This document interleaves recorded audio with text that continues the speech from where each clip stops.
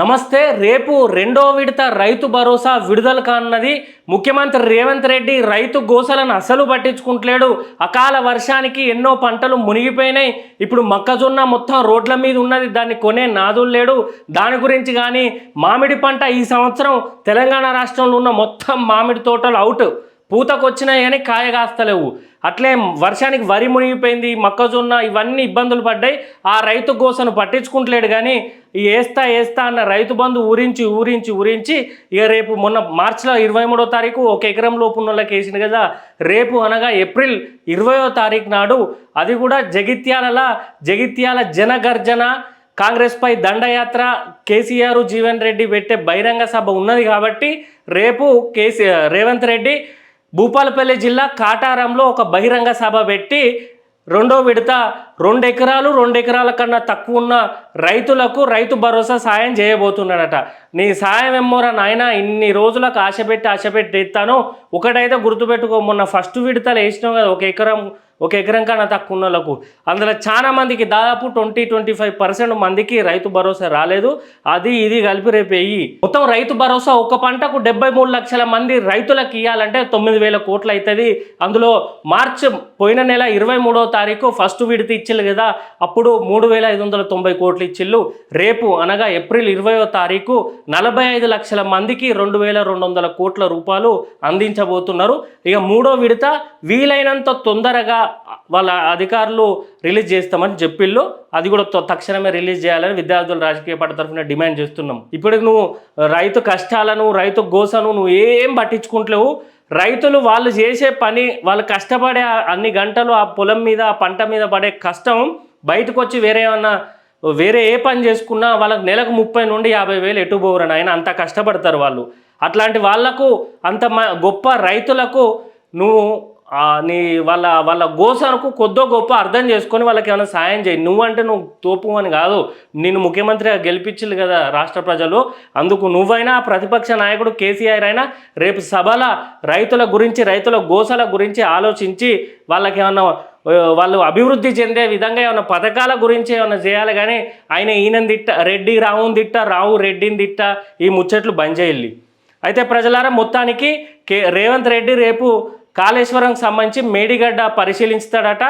ఆ పరిశీలన అంటే దాన్ని మరమ్మతులు చేస్తాడు. మొత్తం కాళేశ్వరాన్ని మళ్ళా పనికొచ్చే విధంగా కొన్ని నిపుణుల సలహాలు తీసుకొని నేషనల్ డ్యామ్ సేఫ్టీ అథారిటీ వాళ్ళు ఇచ్చిన సూచనల మేరకు మేడిగడ్డను రిపేర్ చేసి మళ్ళీ దాన్ని ఉపయోగంలోకి తీసుకొస్తాడట. ఫస్ట్ అటు పోతాడు. ఆడికెళ్ళి వచ్చినాక భూపాలపల్లి కాటారం మండలంలో మనోడు బహిరంగ సభ పెట్టి తుమ్మల నాగేశ్వరరావు, ఇప్పుడు ఉత్తమ్ కుమార్ రెడ్డి వీళ్ళందరితోటి మంత్రులందరూ వచ్చి ల్యాప్టాప్లు ఇట్లా నొక్కుతారట. నొక్కుడుతో టింగ్ టింగ్ అని పడతాయట. అప్పుడు ప్రజలందరూ ఎగిరి దునకాలని చెప్పి ప్రజలను పిలవడానికి ముఖ్యమంత్రి రేవంత్ రెడ్డి స్పెషల్గా కలెక్టర్లకు ఆదేశాలు ఇచ్చిండు. ఉమ్మడి కరీంనగర్, ఉమ్మడి వరంగల్ జిల్లాల నుండి ఈ కాటారం బహిరంగ సభకు తీసుకురావాలని స్పెషల్గా మనోడు ఇన్విటేషన్ ఇచ్చిండు, కలెక్టర్లకు ఆర్డర్లు ఇచ్చిండు. ఈ అధికారంలో ఉంటే ఇదే ఈజీ. ఇప్పుడు రేపు జగిత్యాల జైత్రయాత్ర, కాంగ్రెస్పై దండయాత్ర అని జీవన్ రెడ్డి బీఆర్ఎస్ పార్టీలకు చేరే సందర్భంలో కేసీఆర్ వచ్చి అక్కడ సభ జరుగుతుంది కదా, దాన్ని డైవర్ట్ చేయడానికి, ప్రజల దృష్టి పూర్తిగా దానికి పోకుండా ఉండడానికి కౌంటర్గా మనోడు రేపు ఇది పెట్టుకున్నాడు అన్నట్టు. పెట్టుకుంటే మేడిగడ్డ కాళేశ్వరం మీద ఒక అర్ధగంట తిట్టొచ్చు.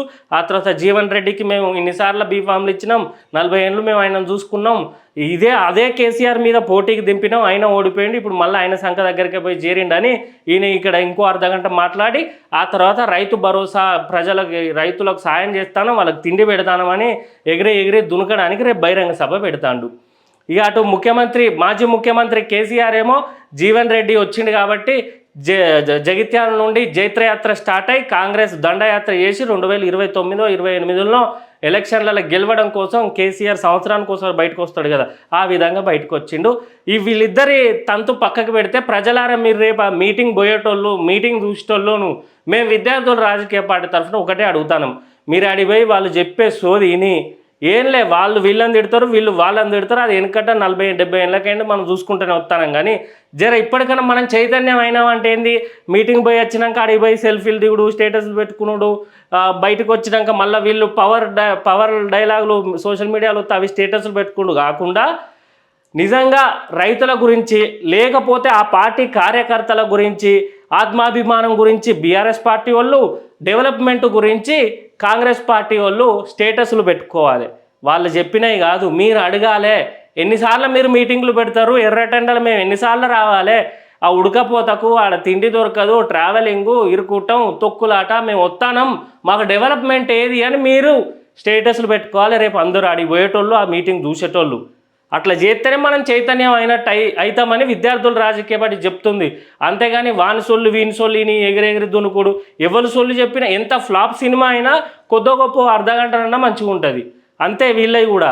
ఈ రేవంత్ రెడ్డి ఏమన్నా అంటే సంక్షేమ పథకాలు ఇక ఇందిరమ్మ కాంచెలు మొదలు పెట్టుకుంటూ వస్తాడు. ఇందిరమ్మ ఇల్లు ఇచ్చినాము, మహిళలకు ఉచిత బస్సు చెప్పినే చెప్పుకుంటూ ఉంటాడు. కానీ నెక్స్ట్ ఆ రైతులను, ఆ మహిళలను ఏ విధంగా చేద్దామనేది మాత్రం చెప్పడు. ఇంకొక విషయం ఏంటంటే మీరు ముఖ్యంగా అడగాల్సింది, తెలంగాణ ఏ విధంగా మీరు అభివృద్ధి చేస్తారు? సంక్షేమ పథకాలు అటు ఉంచండి. మీరు 100 అంటారు, 4-5 అమలు చేస్తారు, ఓట్ల కోసం పక్క పెట్టండి. తెలంగాణ గ్రౌండ్ను ఏ విధంగా మీరు డెవలప్ చేస్తారు?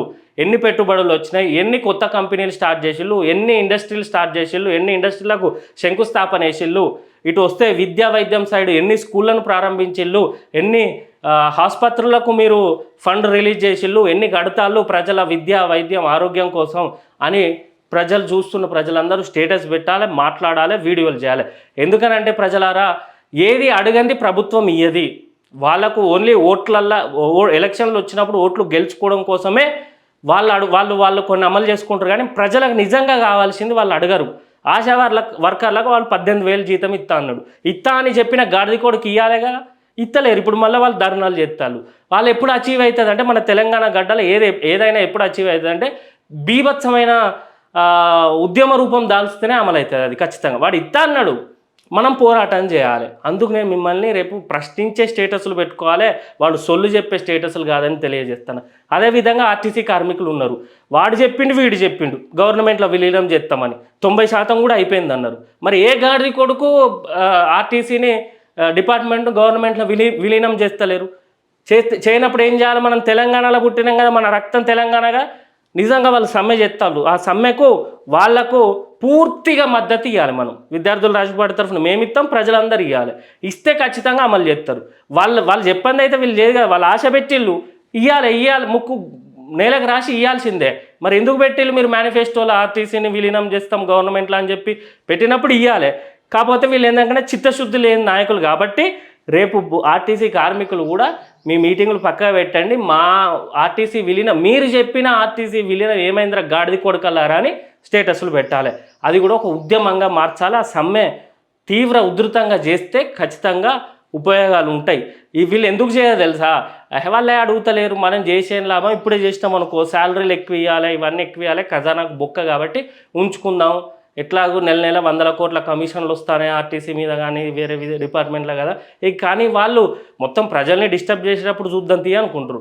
అందుకే తెలంగాణ రక్తం ఉన్నోళ్ళు ఎవరైనా ఉద్యమం చేయాలని మనకేమైనా కావాలనుకుంటే మీకు పూర్తి మద్దతుగా విద్యార్థుల రాజకీయ పార్టీ ఉంటుంది, డిస్క్రిప్షన్ నెంబర్ ఉంటుంది. మా తరఫున మీకు ఏ విధమైన అవసరం ఉన్నా మాకు కాంటాక్ట్ కాండి, మేము ముందుంటాం. మీరు వేరే జిల్లాల్లో ఎక్కడ చేసినా కూడా మాకు సంప్రదించండి, మీకు ఏ ఇబ్బంది లేకుండా చూసుకుంటాం, మన నిరసనను గట్టిగా తెలుపుతాం అని ఆర్టీసీ కార్మికులకు కూడా మేము తెలియజేస్తున్నాం. ఇకపోతే విద్యార్థుల రాజకీయ పార్టీ తరఫున రేవంత్ రెడ్డి, మాజీ ముఖ్యమంత్రి కేసీఆర్ కూడా మేము చెప్పదలుచుకునేది ఏంటంటే, రైతు భరోసా ఇచ్చుడు కాదు, వాళ్ళు పనిచేసే దానికి కనీసం నెలకు 10-15 వేలు కూడా మిగలలేకపోతాయి. 3-4 నెలలు పంట చేస్తే 40-50 వేలు వస్తాయి వాళ్ళ చేతికి. అది కూడా పెట్టుబడి కూడా అప్పటికి 30-40 వేలు అయ్యి ఉంటుంది, తెచ్చిన మిత్తిలు కూడా అయ్యి ఉంటుంది. ఆడికాడికే వాళ్ళు బతుకుతానం అనేలాగా ఉన్నారు.